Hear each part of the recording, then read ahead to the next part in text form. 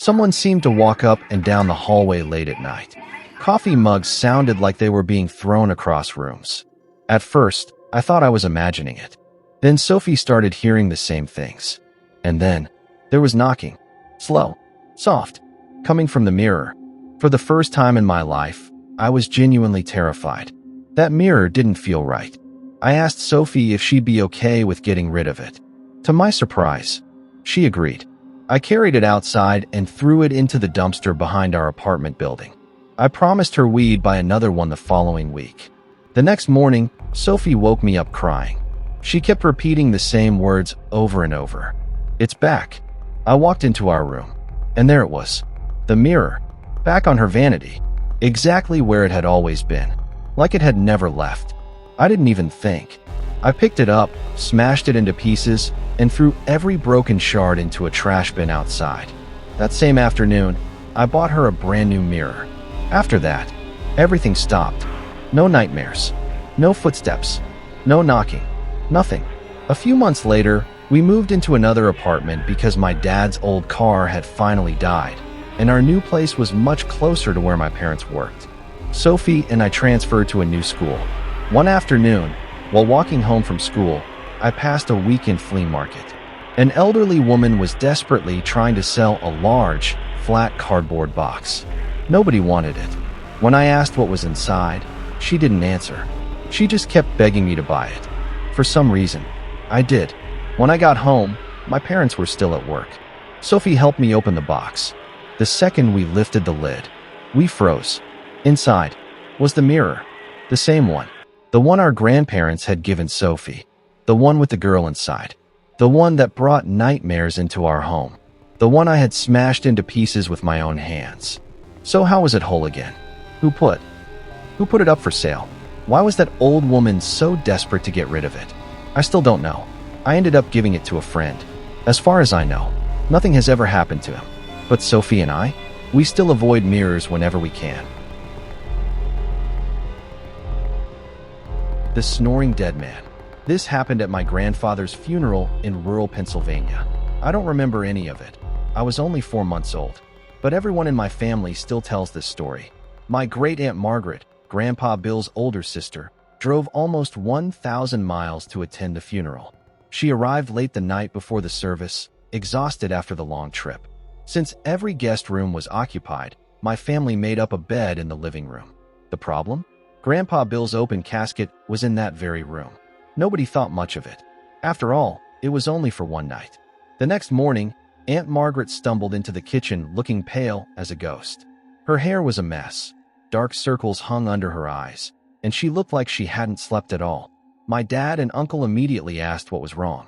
She slowly sat down, stared at the table for a moment, then whispered, "Either I've completely lost my mind, or Bill is still alive." The room went silent. Finally, she explained, "I had just started to fall asleep when I heard someone snore. I opened my eyes, listened, nothing. I figured I was imagining it. But about 10 minutes later, it happened again. A loud, deep snore. And it sounded like it was coming from underneath the casket." She swallowed hard. I pulled the blankets over my head and just froze. Every time I started drifting off, I'd hear it again, over and over. I stayed awake the rest of the night waiting for daylight. My dad and uncle looked at each other. One finally said, "Maybe we should go check." Just then my grandmother walked into the kitchen. She looked around and asked, "What's everyone talking about?" After hearing the story, she smacked her forehead. "Oh no, I forgot to tell you. Our old orange cat sleeps under the casket whenever strangers are in the house. And he snores louder than your grandfather ever did." Right on cue, a massive, fluffy orange cat waddled into the kitchen, stretched, let out one enormous "Mroraeo," then flopped onto the floor and immediately started snoring. Nobody slept in that room again. The strange man who knew what everyone ate last. I live in New York City, and every morning I take the subway to work. One morning, while waiting for the train, I noticed a homeless man standing near a pillar on the platform. He held a paper coffee cup with shaky hands, quietly muttering something every time someone walked past. A heavy-set woman hurried by. The homeless man glanced at her and muttered, "Bacon. Weird." A few seconds later, a businessman in a sharp suit walked past. The homeless man looked up. Bagel. I frowned. The next morning I arrived early on purpose just to watch him. A skinny college kid walked by. Ramen. An elderly woman. Oatmeal. A construction worker. Breakfast burrito. None of it made any sense. For the rest of the day, I couldn't stop thinking about it. Was he psychic? Could he somehow see people's past? Over the next week, I kept stopping at the same station. Every morning, he'd whisper something different as strangers passed by. Donut. Pizza. Apple. Chicken. Cereal. Finally, curiosity got the better of me. I walked over. He looked straight into my eyes and smiled. Toast. I froze. That morning I'd eaten 2 slices of toast before leaving for work. I reached into my pocket, dropped a few dollars into his cup, and asked, "How did you know that? Are you some kind of psychic?" He laughed. "Nope." "Then what's your secret?" He shrugged. "I've got one useless superpower." "What is it?" "I always know the last thing someone ate." I stared at him for a second, then burst out laughing. Of all the supernatural abilities someone could have, that has to be the most useless one. The coffin you must never look at. When I was 12, my family lived in an old apartment building outside Cleveland. Our next-door neighbor was an elderly woman who lived alone. She rarely spoke to anyone. Every morning, she'd shuffle down the hallway carrying a grocery bag, nod once, then disappear back into her apartment. One winter, she died. The funeral was scheduled a few days later. The night before the service, I had the strangest dream. I was sitting in my middle school English class while our teacher slowly dictated sentences for a quiz. She looked directly at me and repeated the same line over and over. "Never look at the coffin. Under no circumstances should you look at the coffin. Never look at the coffin." Nothing else. Just that sentence. Again and again. I woke up shaking. The next afternoon, the funeral procession stopped in front of our building. A hearse, black SUVs, people dressed in black. I remembered the dream. Instead of watching through the window like everyone else, I lay on my bed, covered my face with a pillow, and waited until the music outside faded away. That evening, while watching the local news, the anchor announced the funeral of a well-known retired actress. They showed footage from the cemetery, the hearse, the mourners, and then the coffin. My stomach dropped. I hadn't even considered that I'd see it on TV. I looked away immediately. Too late. That night, I dreamed again. Same classroom, same teacher. Only this time she calmly read. The old woman cheerfully pulled the first board from her coffin. The next night, the old woman happily removed the second board. Then the third, the fourth. Every single night, another board disappeared. 9 nights later, the teacher smiled. The old woman removed the final board, climbed out of her grave, and is now walking home. I woke up gasping. Then I heard it. Footsteps. Not outside. Next door. The apartment beside ours had been empty since the funeral. Slow. Dragging. Footsteps. Then humming. A cheerful little tune. The apartment buzzer exploded with a loud ring. I nearly fell off the bed. Mom. No answer. Dad. Silence. They were both working late. I was alone. The buzzer rang again. I forced myself to the front door. Who's there? Nothing. Then, bang. The entire door shook. A wooden strip cracked loose. Before I could move, a woman's voice whispered from somewhere above me. Not outside. Not behind me. From the ceiling. With steady hands, the old woman removed the first board from the door. Another crash. Another splinter flew across the hallway. The voice continued. Filled with joy, she removed the second board. I realized the voice was narrating exactly what was happening. Like my dreams, the door wouldn't last much longer. Then I remembered something ridiculous. The old woman had spent years yelling at kids for playing loud music. She hated modern music, especially heavy rock. It was my only idea.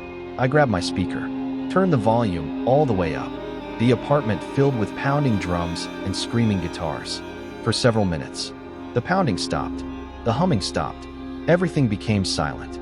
30 minutes passed. Finally, I convinced myself it had worked. I opened the front door. Standing inches away was the old woman. Her skin was blackened with decay. Mud still clung to her clothes.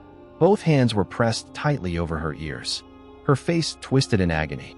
Slowly, she lowered one hand, looked straight into my eyes, and smiled. Then she whispered, "You should never have looked at the coffin."